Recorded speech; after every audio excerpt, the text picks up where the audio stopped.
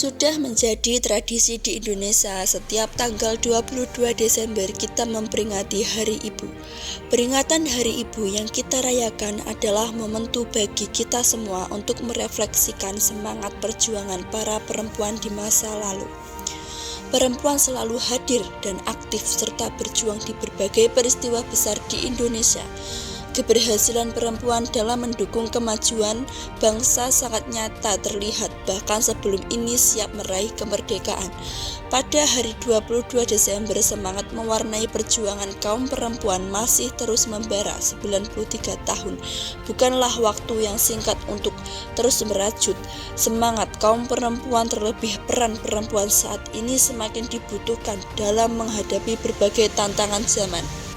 Peran serta perempuan Indonesia melalui berbagai aksi nyata menjadi bagian penting dari perjuangan panjang bangsa Indonesia untuk menjemput kemajuan negara.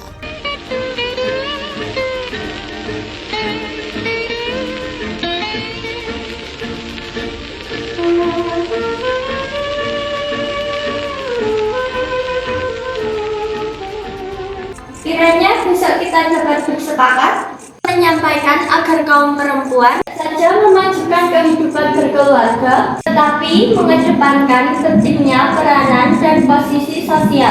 Bagaimana? Sepakat.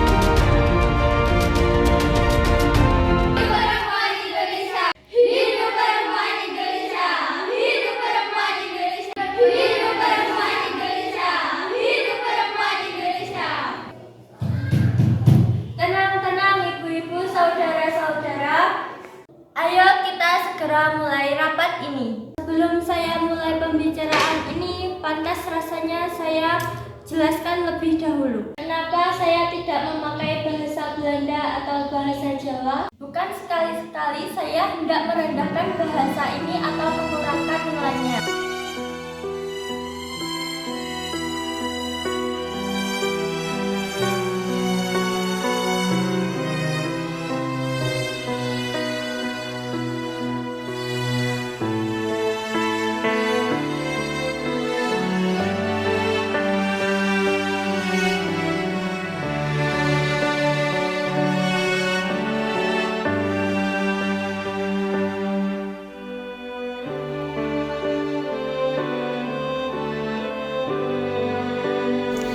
Disinilah sejarah Hari Ibu bermula pada tahun 1928 di Pendopo Dalem Jayadipuran ini.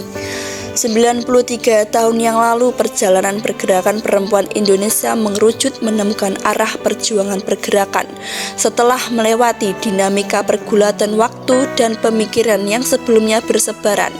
Saat itu di Pendopo Dalem Jayadipuran ini untuk pertama kalinya kaum perempuan dari berbagai organisasi berkumpul untuk mengadakan pertemuan menyikapi perkembangan yang terinspirasi dari semangat Sumpah Pemuda yang digelar 2 bulan sebelumnya.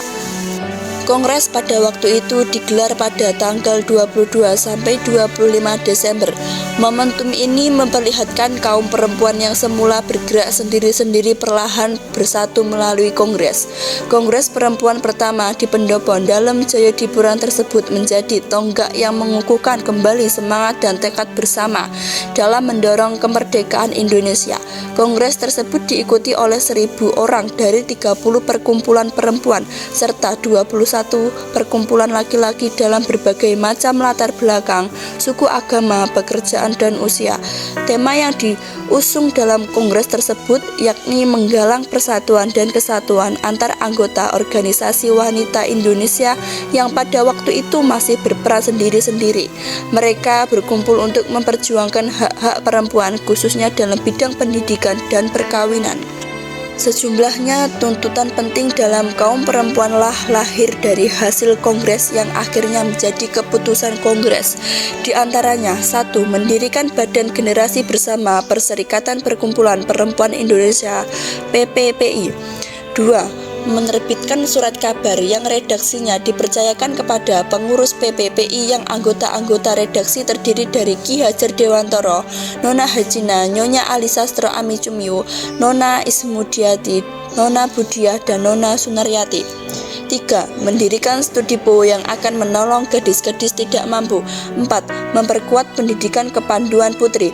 5. Mencegah perkawinan anak-anak. 6. Mengirimkan musi kepada pemerintah agar A. Secepatnya diadakan PONS bagi janda dan anak-anak. B. Tunjangan bersifat pensiun Inderstan jangan dicabut. C. Sekolah-sekolah putri diperbanyak. 7. Mengirimkan musi kepada raat agama agar tiap kalangan diikutkan secara tertulis sesuai dengan peraturan agama. Sejak saat itu, kongres terus diberlakukan hingga pada keputusan Kongres Perempuan Indonesia ketiga pada tahun 1938 di Bandung menetapkan tanggal 22 Desember secara resmi menjadi Hari Ibu. Keputusan ini kemudian dikukuhkan dengan keputusan Presiden Republik Indonesia nomor 316 tanggal 16 Desember 1959 sebagai Hari Nasional yang setiap tahunnya diperingati oleh bangsa Indonesia.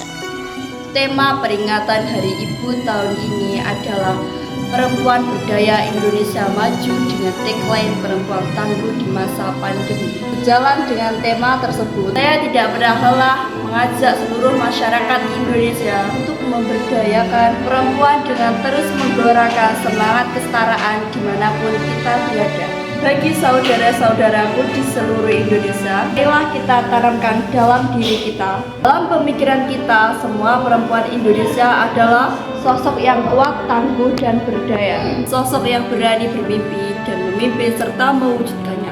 Untuk itu, perempuan di seluruh Indonesia, marilah kita saling mendukung, saling memfokuskan, dan saling menginspirasi.